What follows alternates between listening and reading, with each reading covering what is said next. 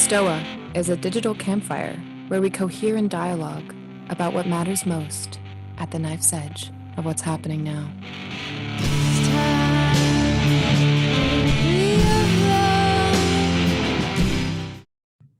All right, everyone. Welcome to the Stoa. I'm Peter Lindbergh, the steward of the Stoa. And today is we have a very special event today, the Willow Monastic Academy launch party. For those of you who do not know, Willow is the new Canadian branch of the Monastic Academy for the preservation of life on Earth. And they just opened their doors. And yeah, we're gonna have a party today. And you know how we have parties at the Stoa, we have Q&As. And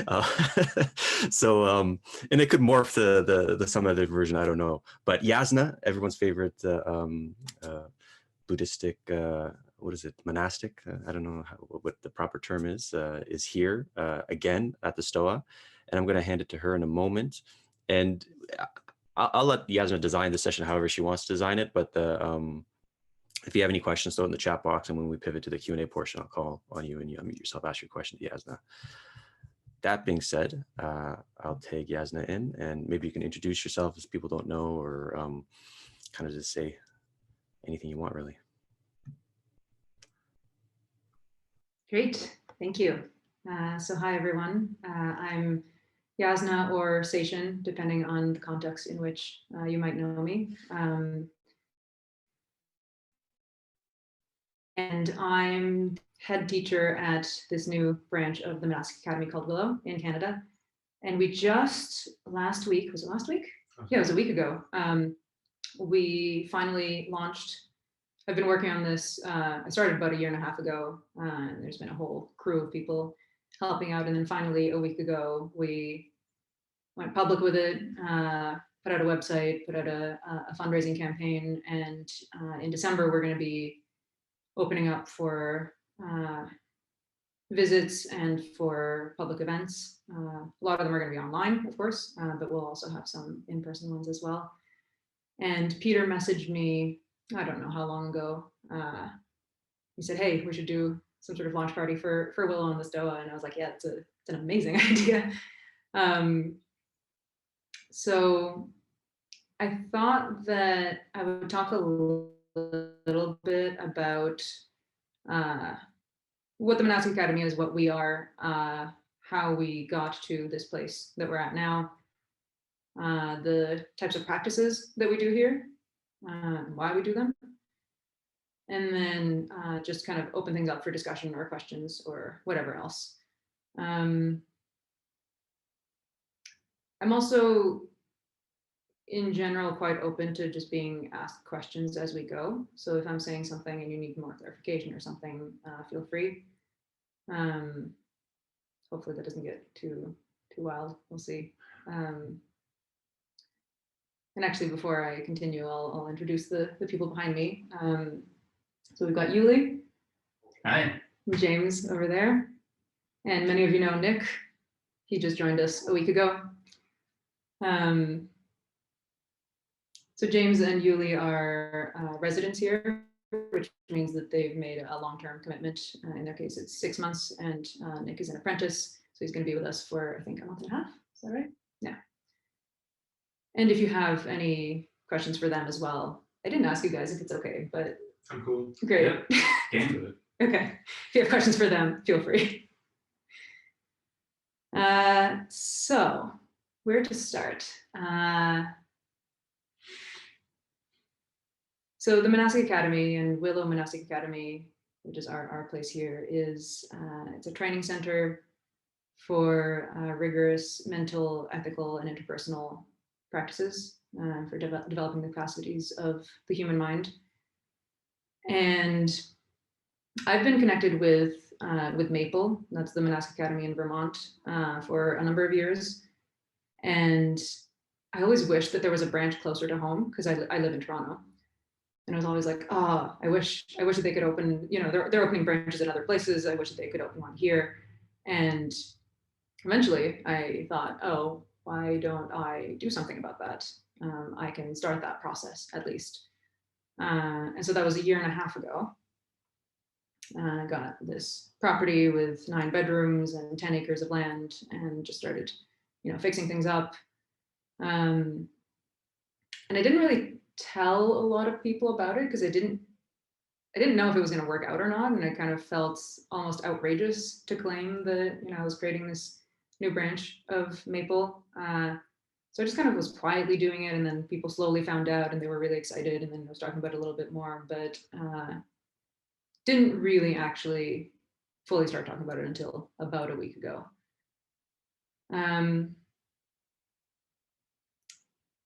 So the last time that I was on the Stoa was, I think,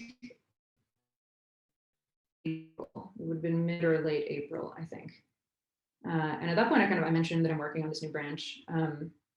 And I know some of you follow me on Twitter and such. And so you know that I spent 6 weeks, I was training at Maple for 4 months, and I spent 6 weeks of that time alone in a cabin, just meditating. Alone means also that once a day I was meeting with my teacher and talking about my practice, but aside from that, completely alone. And I think, Peter, I don't think I told you this, but my last Stoa session was actually what catalyzed me going into the cabin. Because basically I had that Stoa session, and then for the next 2 sits, I think. So at Maple, we sit for an hour and a half in the evening, for an hour in the morning. And for those 2 sits, all that was happening for me was just thinking about the session and like how it went, and what I said and shouldn't have said, and so on. And I was not meditating at all. And so I went to my teacher the next day, and his name is Sori Foral. And I said, I don't have a lot of time here. I'm only here for at that point, it was going to be another 2 months. I think maybe I need to cut myself off the internet. I need to not be on Twitter. I think I need to not be doing any more Stoa stuff. I only have a very limited amount of time here. So I think I should just focus on my training and not be on the internet so much. And he said, yeah, that's a good idea. And then somehow from that, which is basically like I should be on Twitter less, we landed on maybe I should just go in a cabin and be alone for 6 weeks. So kind of thank you, Peter, for that, I guess.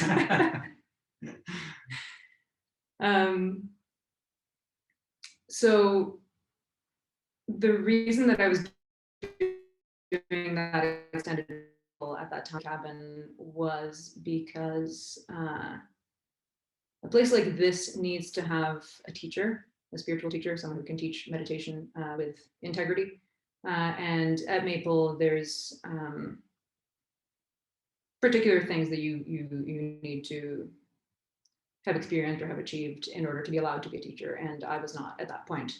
And so part of the reason that I was training so intensely at Maple was to get myself to the point of actually being able to be allowed to be a teacher in the Maple system. And fortunately, going into it, I expected that it was basically an impossible task. It can take people years to be able to get to that. But the only way I could see it being possible to do it was to believe that if I don't believe that it's possible, then I certainly won't be able to do it. So I was like, okay, I'm doing this impossible thing, but I'm just gonna say that it's possible. And somehow it worked out. And by the end of my stay, I qualified to become a teacher within the Maple system, which was, simultaneously incredible. And I was very glad for that. And on the other hand, there was a sense of like, so you told me like, you can teach now. And some part of me was like, oh crap. Okay. Now I have to do this. Because if I didn't qualify, then, what can I do? And then I can't teach. But now I'm qualified to teach, so I got it. Because that was the thing that we needed most here. So suddenly, my world both opened and closed with that. So I came back here, and there were some people living here in my absence. They were living in a sort of monastic style, but without a teacher. And I came back and I took on the role of teacher.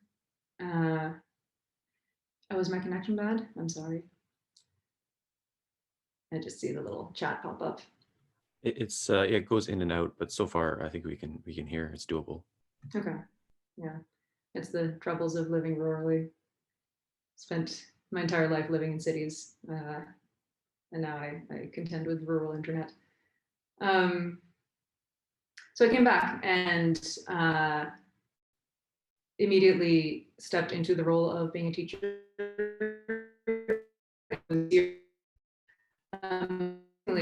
Just was immediately willing to let me step into the role of teacher. And so Yuli and James were there when I first came back, and a couple of others as well who aren't here right now. And then the question started being, okay, what are we actually going to be doing?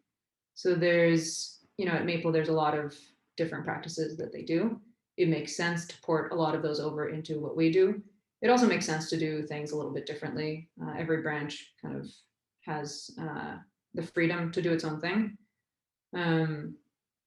One of the things that Soryu told me, it was a little while before I left, but one of the things he said was that, people are very quick to innovate, and that's good. It's not a bad thing, but also there's a lot that we can learn from what's been done before and from traditions that have persisted for a long time. And he thought that I would be good at finding that balance of like keeping with tradition while also, allowing the growth of new things. So that was kind of, and has been, the question for me over the last few months, is what are we doing? What are the practices that we're employing? Why are we employing them? Does it make sense to pull everything? Does it make sense to pull in new things? And of course, this is an ongoing thing. I don't expect that we're ever going to land on something and be like, these are the exact practices that will never change, and this is exactly what we need to be doing forever. Although maybe. So I think I'll go into what the practices are, what we actually do. But before I do that, I'm wondering if any of you guys have anything that you want to chime in on, just on the stuff that I've said so far.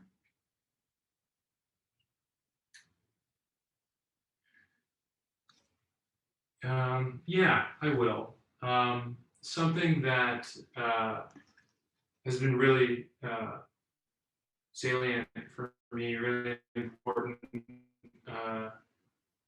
And the reason I came here, I don't know if a lot of you have listened to John Vervaeke, Awakening from the Meaning Crisis, things of that nature. And just realizing the necessity of wisdom schools and wisdom teaching and communities of wisdom. And I love that, like you were just saying, we have this modern ecology of practice that's still evolving, and I think that's also a necessary part of it, mixed with the ancient, wisdom of some of what I'm sure you'll go into, the chanting and things that we do every day, and heavily based on Rinzai Zen traditions. And I think that's something I wanted to mention, just bridging that to the modern schools of psychology and wisdom. And that's a big reason why I'm here. And I'm incredibly grateful that this exists. And I hope there are more people that agree and who will be joining us in the near future. Yeah. Okay, thank you. Anyone else? I'll add a quick note. The quick note is that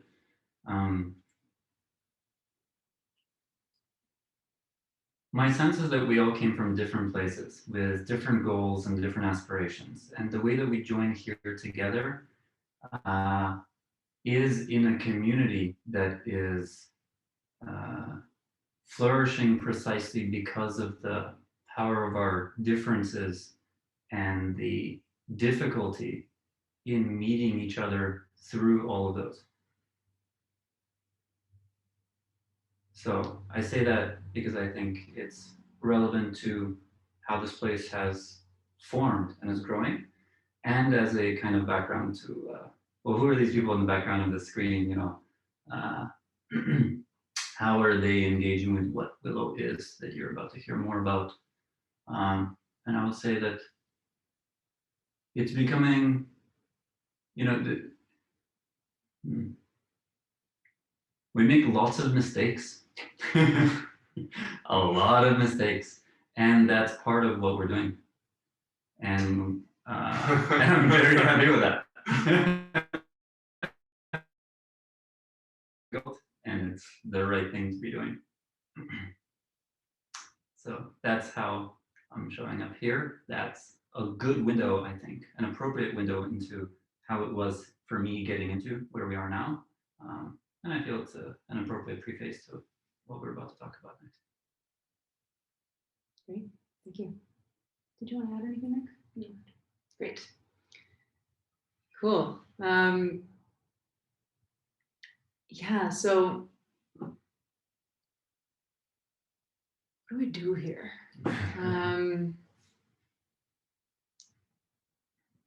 So there's this sort of question that I think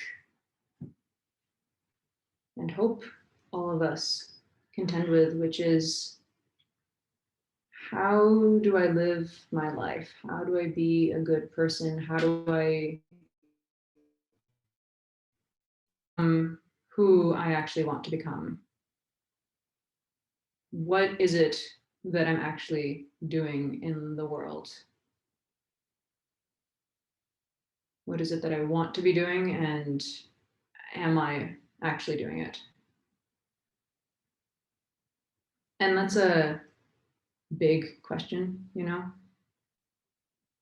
And we might not have a clear answer of exactly who we want to be or how we want to be. But I think to start with asking that question is one of the most important things. To not just be, you know, pulled by the, I don't know the right word. I want to say the mundane world, but that's a very Buddhist phrase. The way that things are, and you know, you just live a particular life. You have a career, you have a family, things happen, you die. That's not a bad way to live at all. That's lovely, but how are we actually choosing how we live? How are we choosing how we show up? How are we choosing the effect that we have on the world? Because we have an effect no matter what. It's not about, you know, whether we're, you know, big and famous and doing big things, but we exist right now. And so what does that existence look like? And I like to say, how do we become better people? That phrase lands for me. It doesn't land for everyone. So we start with that question. And we use the Buddhist Eightfold Path as a very useful framework for a life well lived. And I don't make the claim that this is, you know, a comprehensive list of exactly all the things that we must do, and then if you do these things, everything is perfect. Some people will make that claim. I don't make that claim, but I think it's a great place to start. So the Buddhist Noble Eightfold Path, the path for those who would be noble, the ennobling path. Noble here doesn't mean royal. I think of it as just a good person. It has 8 aspects. And I'm gonna go over them very quickly. This is the sort of thing that you can have, like, you could probably do an entire degree on just the Eightfold Path. I'm gonna just say like a sentence or two about each one. So it starts with what's called a right view or skillful view, which you could say actually just means understanding cause and effect, understanding that there are causes for things, there are effects of things, that what we do matters, what we do has an effect. The second one is right intention or right thought or right resolve, which basically says that our intention matters, our thinking matters, where we plan to go matters, because that informs what we do. Next up is right action or skillful action, which is basically this inquiry of how are we actually acting in the world? How are we affecting the world? Are we doing things skillfully or unskillfully? Are we causing harm or good? And then there's right speech, which is, are we lying?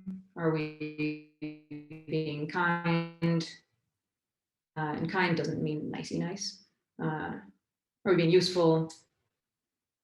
Are we being truthful? Next up is right livelihood, which is basically in the way that we engage with the world, in the way that we engage with economics. Are we doing good or harm? And of course, it's never, black and white. These are all inquiries. These are all ways to try to become better.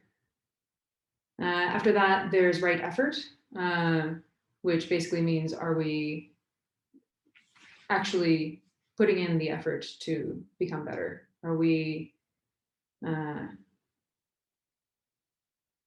in the Buddhist canon, it's actually talked about in terms of mental states. So if positive mental states arise, are we allowing those to stay? If negative mental states arise, are we putting in the effort to let those negative states pass away? Next up is right mindfulness, and which basically means clarity. Are we aware of what is happening around us, in our bodies, in our experiences? And then the last one is right concentration or right samadhi. Concentration is kind of a weird translation, but this is actually talking about deep meditative states. Sometimes these are called jhana states. And so it's talking about this ability to have a unification of mind, body, soul, spirit, whatever words you want to use. I think John Vervaeke in his lectures called it the pure consciousness event. So this is one part of the Eightfold Path, is saying for those who would be noble, for those who would be good people, practicing these deep states is an important part of that. So this is kind of the bedrock of a lot of what we do. And again, like I said, it doesn't mean that this list has to be exhaustive. You might say, I don't think concentration or samadhi or these deep states are actually important to be a good person. It's fine. This is not like these aren't like 10 commandments or something. But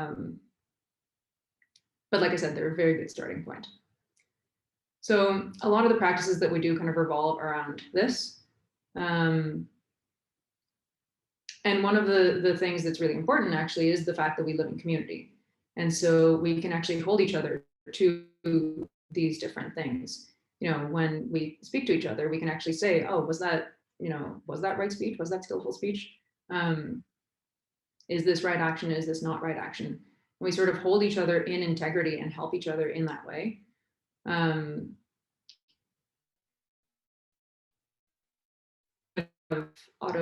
autodidactism in the world, and it's lovely. But one of the troubling things about that is that there's a lot of opportunity for self-deception there. And so living in community, being with these people all the time, allows you to be with a group that's actually kind of on a similar path to you. And of course, we're all on our own individual paths. But it allows you to be held when you're falling out of integrity. There are other people there to help you up, and sometimes that doesn't feel very nice. Maybe I don't want to wash my dish right now, or maybe I want to be messy, and someone is telling me, "Hey, put that away." And they're not being mean by doing that. They're actually helping me to be more of how I'm trying to be. And like Yuli said, there's different opinions and viewpoints that come. And so that actually becomes really interesting, where it can be like, it's almost impossible to say like that is wrong speech, but what is possible is to sit in a group and kind of ask each other that and be like, is this right? Is this not right? What's the right decision to make here? And you have different opinions that come, which brings me back to the whole, it's not 10 commandments of like, this is precisely how you need to behave. These are things to look at and to consider in the way that we move through the world and in the way that we help each other.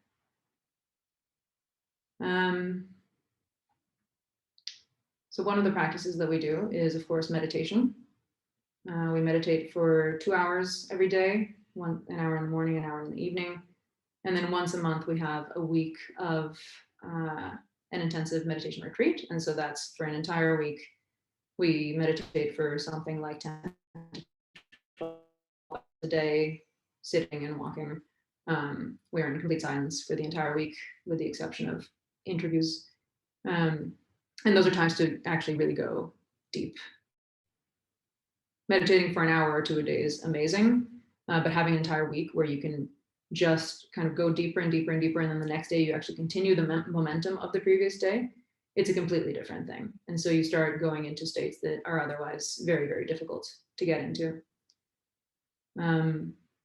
So this trains the final 3 of the Eightfold Path. That's right effort, right concentration, and right mindfulness. It also speaks a little bit to what James was saying about wisdom. And again, for those of you familiar with John Vervaeke, I think it's episodes 9 through 12 or 13, or maybe 8 through 12 or 13, where he talks about these deep concentration states, which lead to wisdom and insight, and changing your salience landscape so that you actually have a better sense of what is salient and important in every moment. And so meditation and going into these deeper states helps us with that. And we do, I mentioned interviews, so we do one-on-one interviews regularly. So I'm the teacher, so every once in a while people will come in and we talk about their practice. So this happens several times a week. They demonstrate what's happening, we talk about it, and we kind of course correct if we need to. So that's the meditation side of things. James also mentioned chanting. I won't go too much into that, but it's a similar sort of thing that it's training. And then there's other practices. So in meditation, we might find that a lot of things come up, like emotional blockages, or you have some sort of argument with someone, and then suddenly you're just thinking about that the entire time that you're meditating. So we have these other practices, like, for example, what did I call it? Emotional release practices, trauma release practices. So we use the biomotive framework by Dr. Tarn, who's been on the Stoa a few times. So we have all of these, emotional holdings, things that we've been carrying for a long time, or even things that we just kind of amass throughout the day. And we have these practices that allow us to kind of release that, so that we're not holding on to it, and so that it is not controlling how we're showing up in the world. So we employ biomotive for that. We also have circling, which I think also many of you might be familiar with, circling and authentic relating, which is an interpersonal practice of showing up with each other as fully as we can and authentically as we can, externalizing our internal worlds and placing that in the center, and then hearing about other people's internal worlds and creating a shared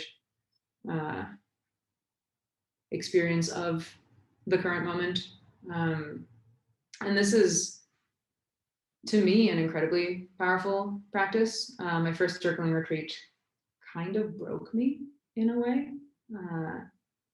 I didn't realize how much I was holding back until I spent like an entire week with people circling, and just realized how much I wasn't saying, or how much I was just being polite or whatever.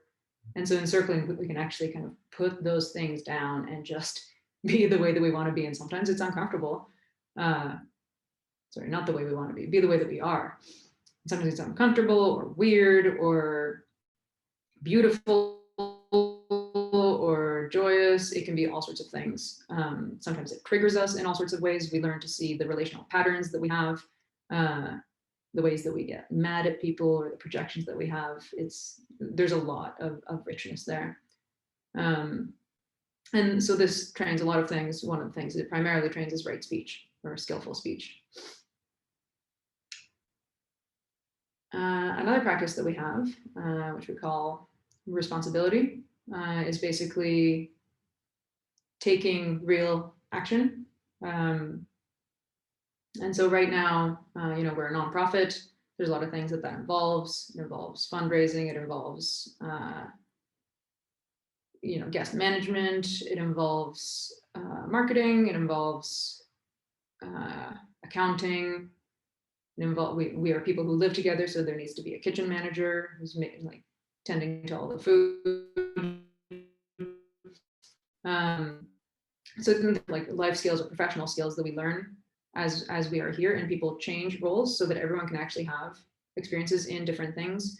So for example, one of the roles is called the head of operations or ops. So James is that right now. And so James is in charge of basically holding the structure, holding the rules of what we're doing. So he's kind of the authoritarian that tells people when they're late. He tells people when they're breaking rules and so on. And I would say that's not something that's a thing you naturally do. Like Yeah. So it's a skill that you're learning. Yeah.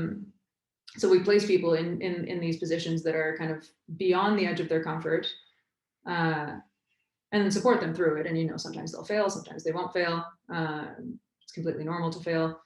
But you basically put people in positions and then you trust them and you see what happens. Yuli's position, for example, is head of care. So he takes care of the well-being of the group. He kind of watches how we're all doing individually and as a group.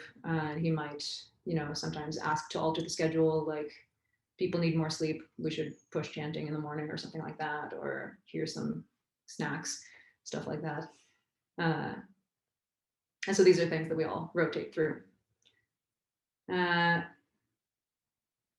So part of that is basically, people stay here for a while and then they leave.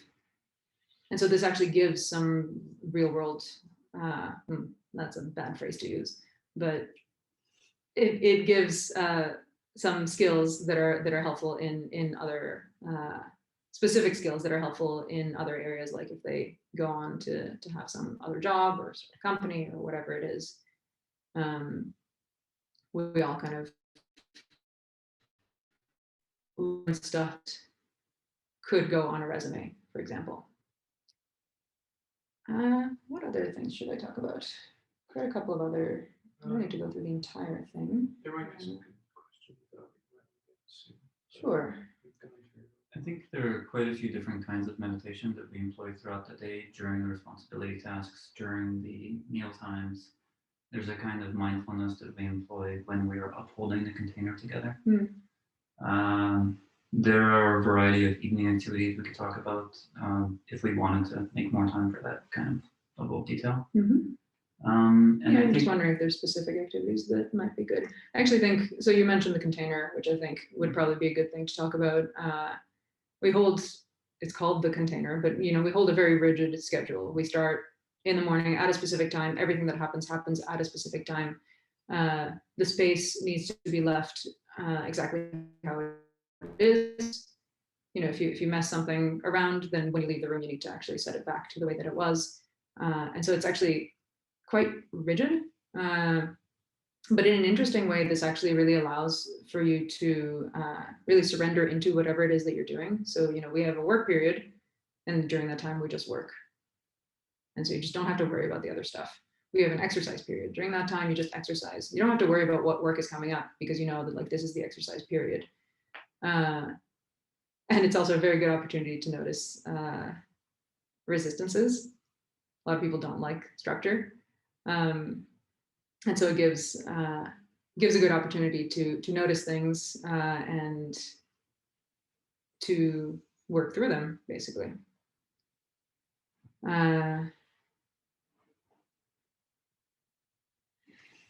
I think maybe I'll leave it there. There's a couple of other things. There's embodiment practices. Oh no, I'll say one more thing actually. Peer coaching or vow coaching. So one of the things, I started off with the question of what are we doing in our lives? What kind of people are we being? How do we want to be in the world? And so in the Monastic Academy system, there's this thing that we call the vow, which is basically what is your purpose in life? And you determine that yourself, of course.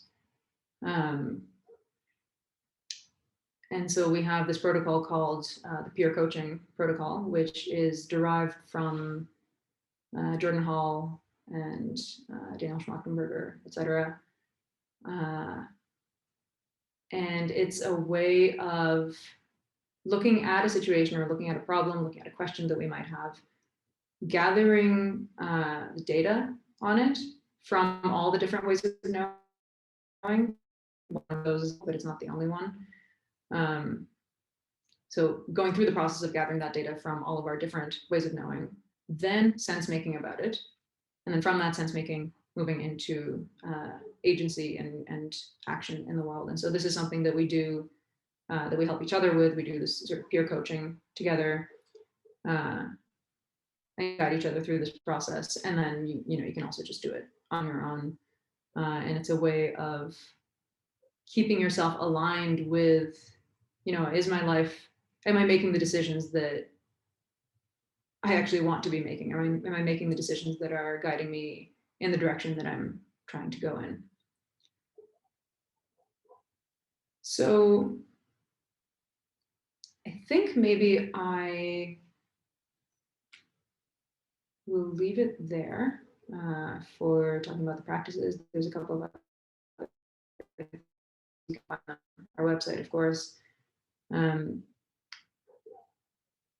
I think maybe this is a good time to just kind of open up the floor for any questions. I know that I've been talking for a little while and I probably might have missed some totally vital things. So feel free to ask whatever comes up or any. Actually, before we do that, I'd like to throw something else in if I may. Okay. I think it's worth mentioning that although we can point to a whole bunch of specific practices, things that we look to do for a specific purpose with a kind of set theory behind it, the most beautiful and powerful thing about Willow, in my experience that's worth sharing here now, is that there's the integration between awakening and responsibility. So all of these practices that allow us to find and nurture our vow, to go deeply into the person and the collective and the other that we want to be, cultivate that, live that.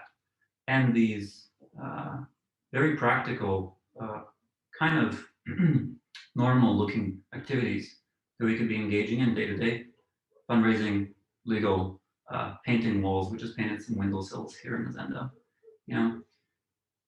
It's the integration of these two things together throughout the day that actually is a vital part of what makes Willow so flourishing and so powerful for the individuals and the collective together.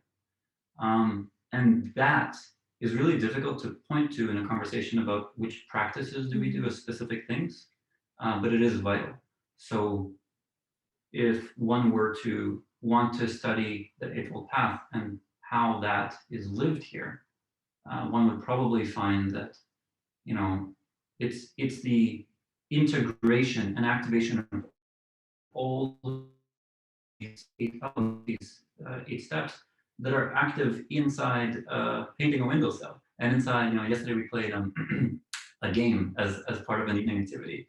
And part of the game included pretending to be other people. And I pretended to be a friend of mine. And I noticed that I had this thought that there was something that was more salient about some of the features of the characteristics of that person than others. And so even inside of a game that we're playing, for literally the purpose of that was to do a game and then be mindful about it. But then, that's a chance for me to see what are the kinds of impulses I have? What are the kinds of thoughts that are coming up? Can I see them when I'm having fun? When I'm completely enthralled in the moment? Can I see them when I'm not having fun? When I am, let's say, really tied up against some deadline. So it's the seeing these parts of the path in the most challenging, unexpected places, pervading all the different things we're doing. That integration, I think, is really vital to what Willow is. Thank you. It's beautifully said. I'd like to add something. Mhm. So I got here at the beginning of the week, and my time at Willow so far has seemed like the same day over and over and over again. I get to do this day over and over again. I willingly submit to being better at doing this day. Everything in the day, it's the container and the people I meet, and they're always the same people, and they hold me to account. This has been my stay, and it's great. It's worth it, especially when you don't know what to do. You don't know what your purpose is.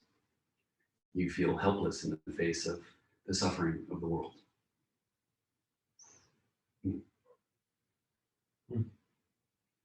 Thank you. So I think we can open the floor to whatever comes up for people. I'm curious what's going on in that chat box. Seems like some activity. Someone just said Saint Nick, so I won't tell them. We won't get into that. A practical question before we pivot to the chats. How does someone sign up, and what are the options? Is there like stay durations? Is there actually like a formal membership? Things like that. Yeah, membership is a funny word, but I haven't thought about it quite in that way. Yeah, so there's ways to visit us as a guest for a short period of time or a long period of time. We have co-working guests, which is basically you come here, you follow the morning and evening schedule, and then during the day you can do your own work remotely. There's service guests who come and follow our full schedule, and so during our work period they help out with our work, like for example painting. There's retreats that we run, week-long retreats, and so people can come just for those. There is apprenticeship, which is what Nick is doing. An apprenticeship is a minimum of 1 month, and it can be longer. And then there's residency, which is what Yuli and James are doing. They're doing a short-term residency, and Colin, Colin is somewhere there, or he was at some point. He's doing a long-term residency, which is for a year. And so there's information about all of those things on our website, which is growingwillow.org. And so the best way to inquire about that is to go on the website and just contact us through there. Or if you have me on social media anywhere, feel free to just send me a message. Cool. Andy, you had a question.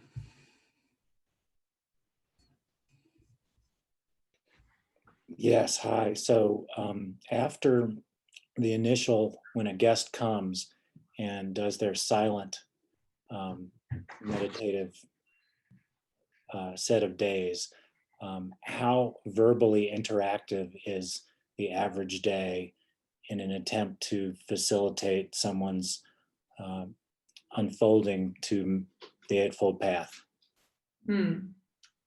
Yeah, so there's what we call responsibility periods and awakening periods. So most of the month is in responsibility. So those are the days when we meditate for an hour in the morning, an hour in the evening, and the rest of the time, there's silence from about 8:30 p.m. until say 9 a.m. And so there's several meditation periods in there, and 10 a.m., 9:30. There's chanting in there. So silence doesn't mean literally not making sounds, but it's called noble silence. And so this is an important awakening container in every day. And then the rest of the day, when we have, our hours of work and chores, and there's some free time as well, conversation is perfectly allowed. People interact, they have fun, joke around, whatever it is. So in normal in the average day, the normal day, that's not a retreat day, there's plenty of conversation, and that's part of the training as well. You know, silence helps us, and speech helps us, interaction helps us in other ways. And then during retreat weeks, that's when it's entirely silent the entire time, with the exception of one-on-one interviews with me, which happen once or twice a day. And chanting. Right, and chanting.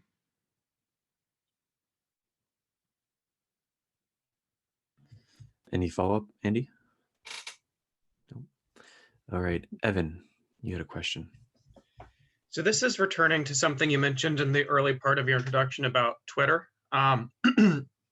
So I'm interested in hearing more of your thoughts surrounding the dynamics between Buddhist inflected trainings and wisdom, concentration, and morality, and the incentive landscapes that are inherent in spaces like Twitter in particular, and social media more broadly. And to give you some sense of where I'm coming from, I've been practicing mainly Nyingma Vajrayana, but with a lot of other influences for about 18 years. And I think of social media as being very similar to intoxicants or sexuality, meaning that they should be considered as a way of engaging with the world that has enormous potential for limbic hijack and for degrading your state of mindfulness, awareness, and equanimity.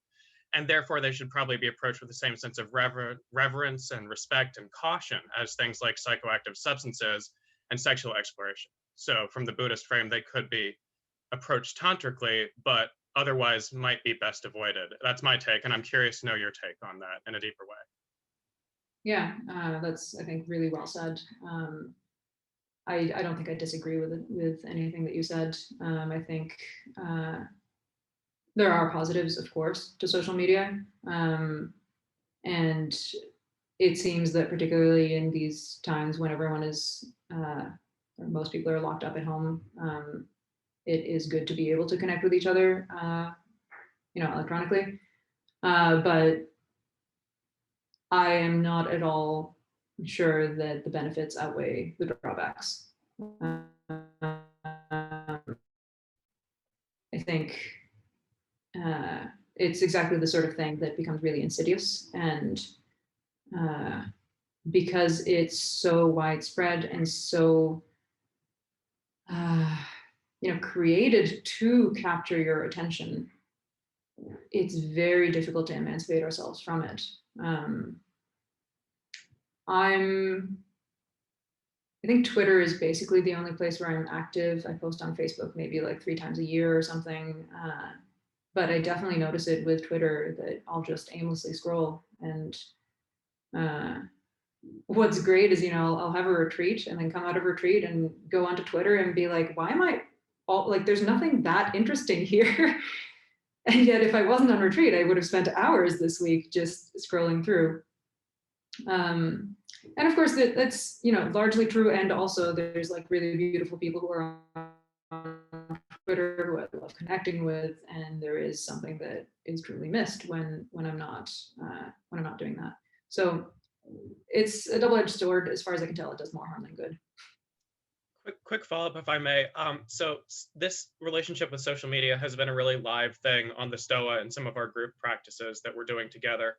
And I'm curious if you have any pithy nuggets of wisdom for us as to how to engage with social media skillfully and mindfully. I got one. Yeah. Sure. Everything is a practice.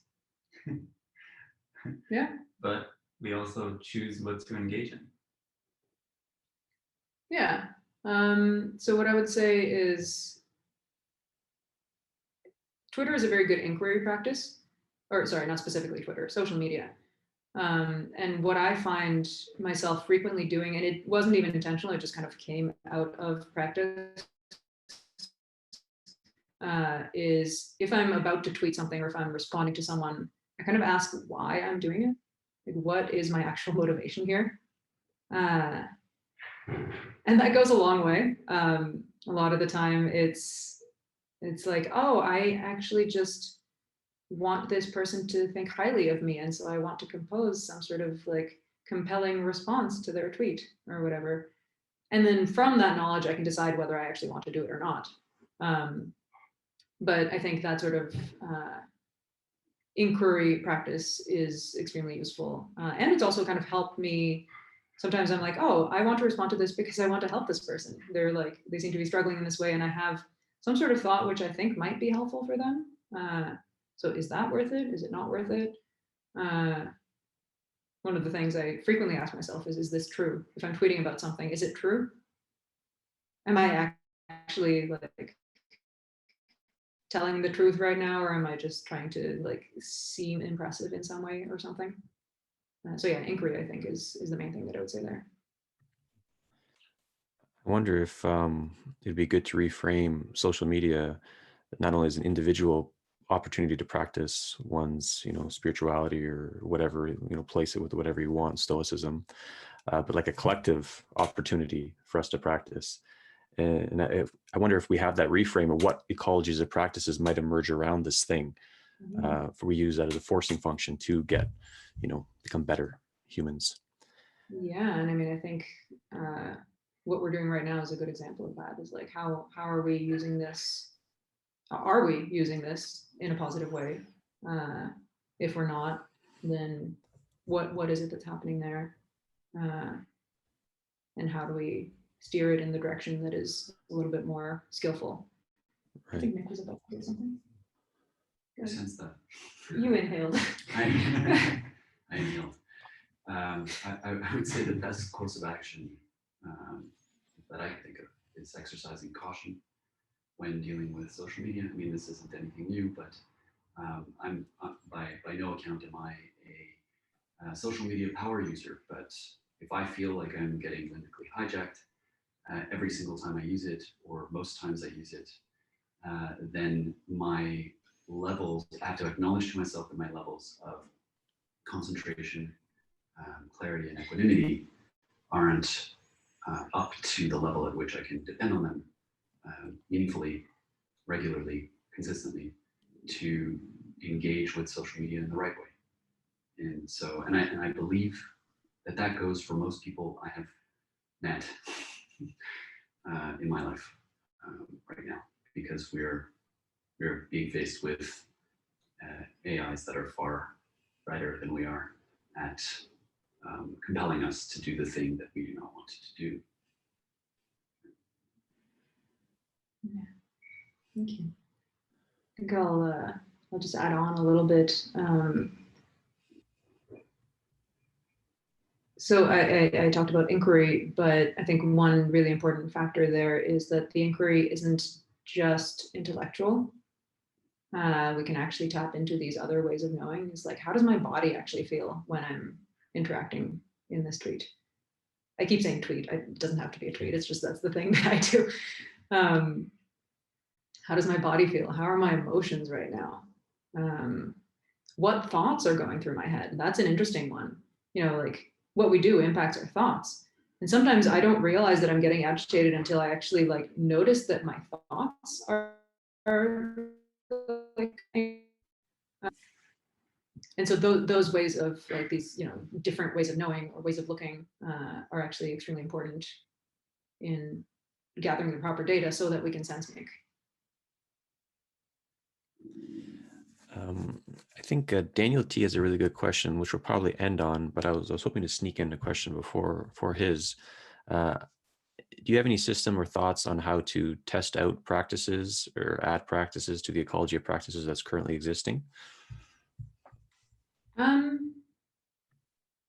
System of thought, no, but we actually just introduced a new practice yesterday, which Yuli was just like, hey, I want to do a Buddhist drama thing. And we were like, all right, let's do that for one evening and see how it goes. And then we just, look at what happens as a result.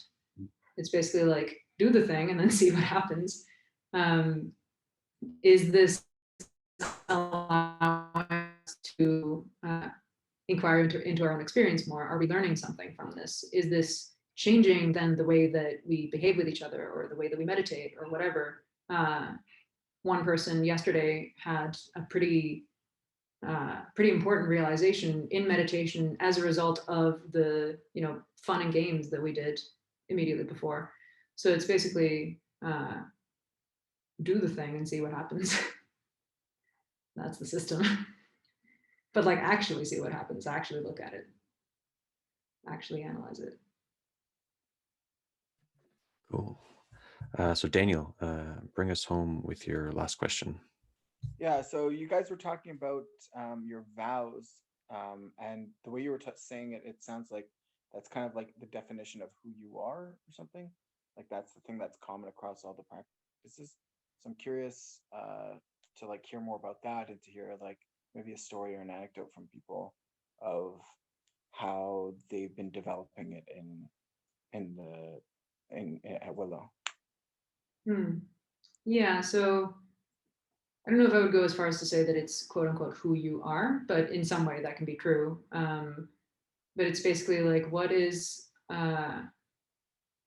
the thing that you are doing with your life in the world? Like, what is the North Star or something like that?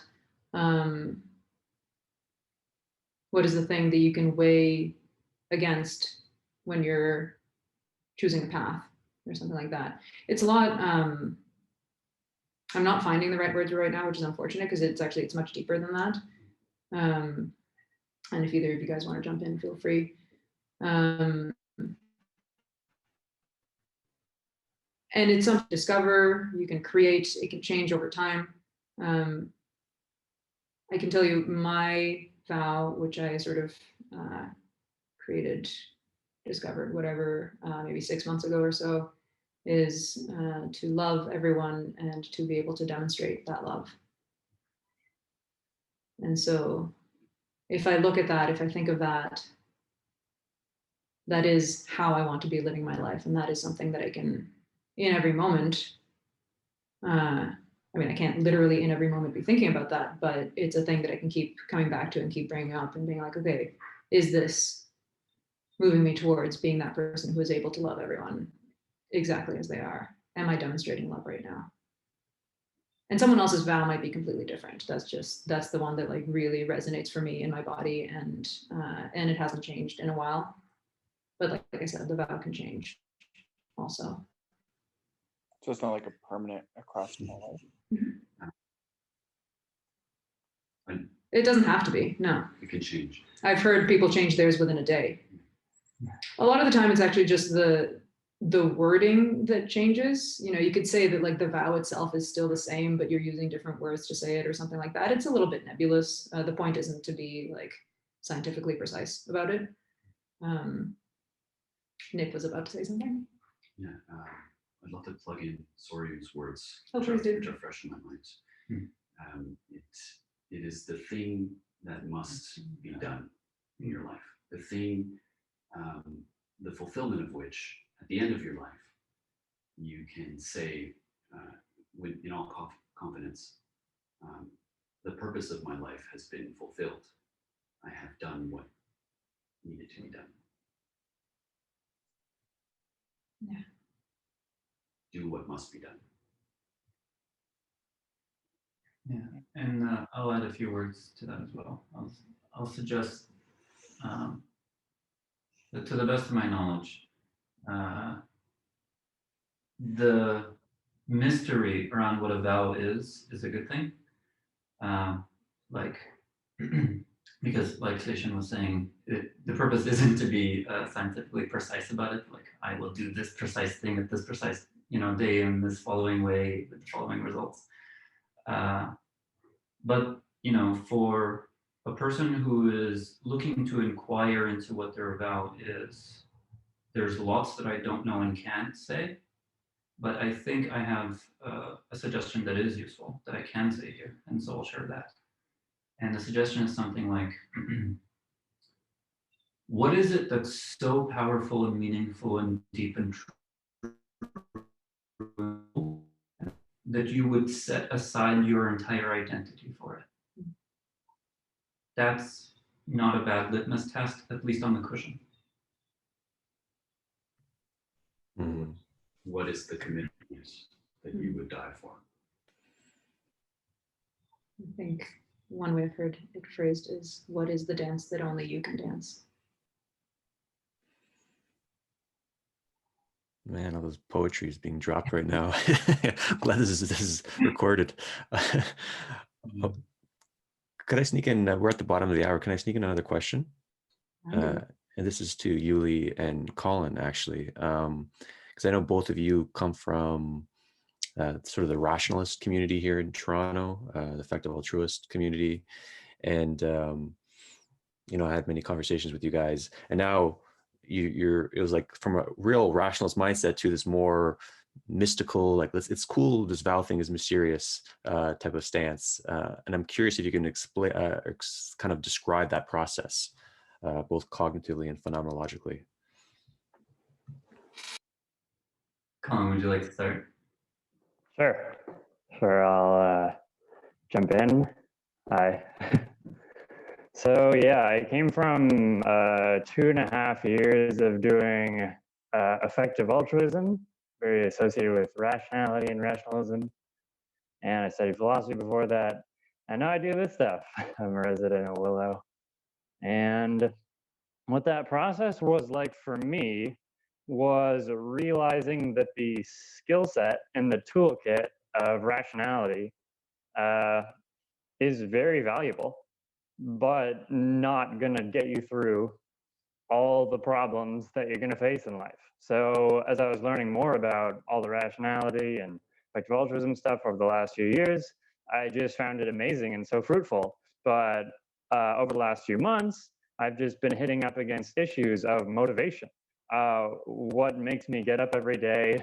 How can I actually do the thing to become a better person? How can I grow into the person who can do what the rationality stuff is telling me, or verify on a deeper level whether the rationality stuff makes sense, or whether it's just a sort of system of concepts made up by someone who I don't particularly understand or identify with. Yeah, so for me, it's helped me in so many ways through just finding convergence across different ways of knowing and being able to really connect with other people more than I ever had before.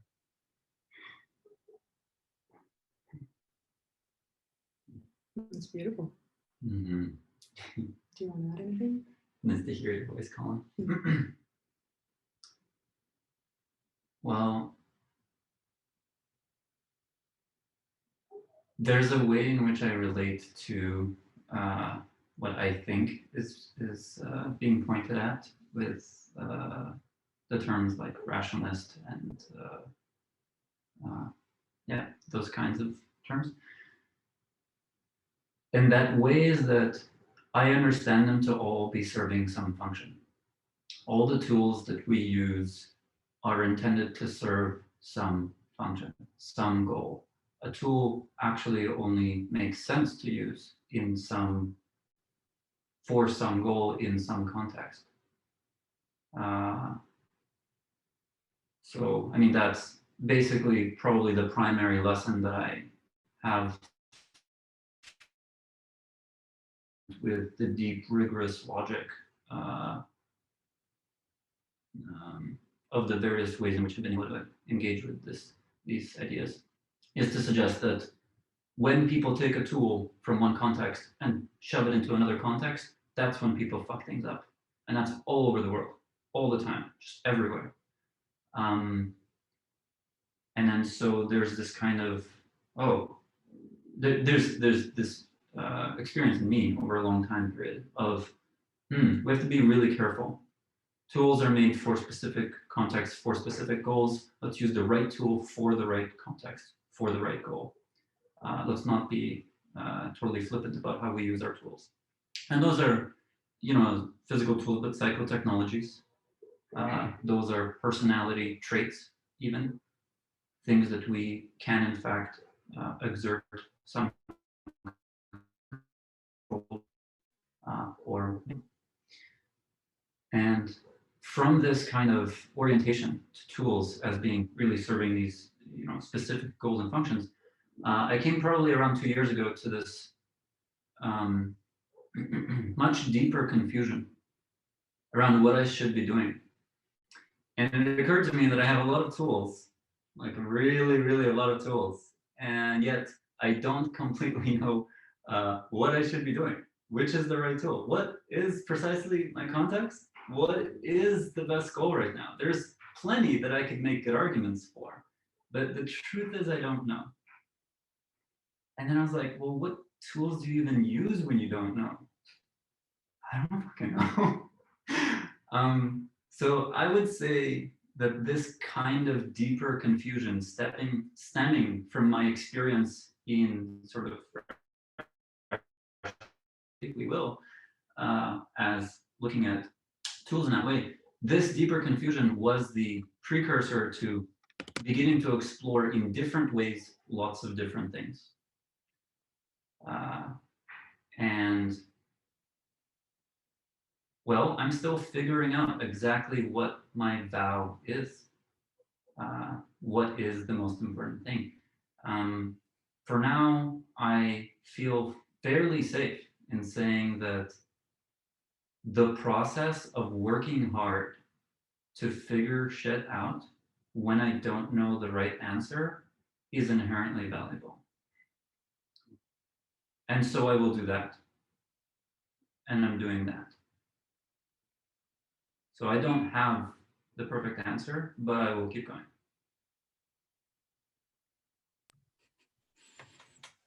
I see Yasna's smile.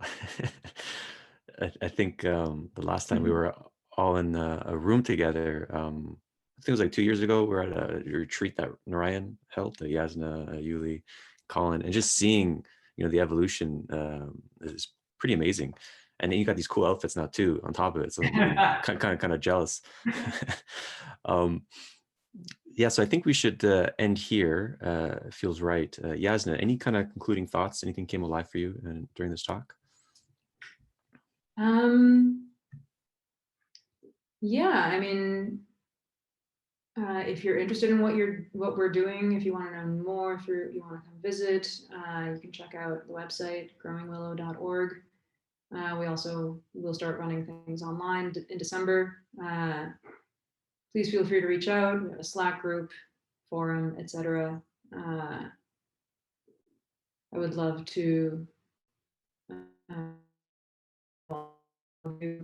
a more personal level. Yeah, that's actually the main thing that's coming from me is just if this resonates for you, please stay in touch.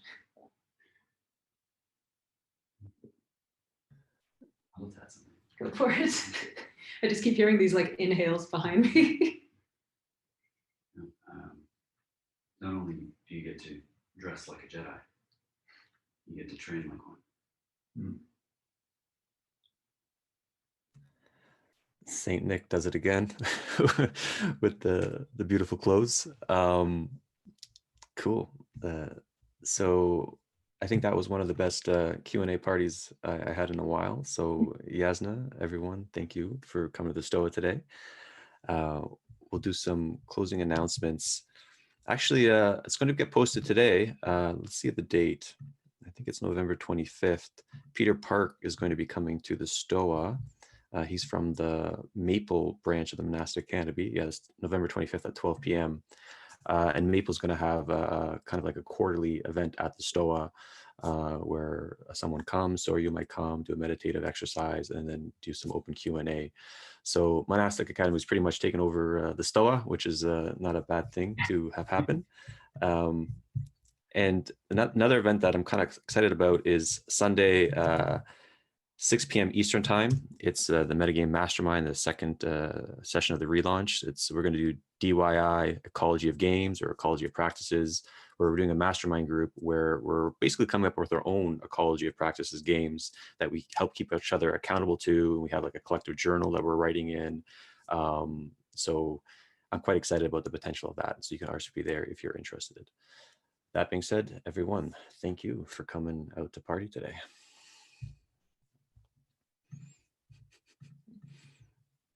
Get to see those lovely faces.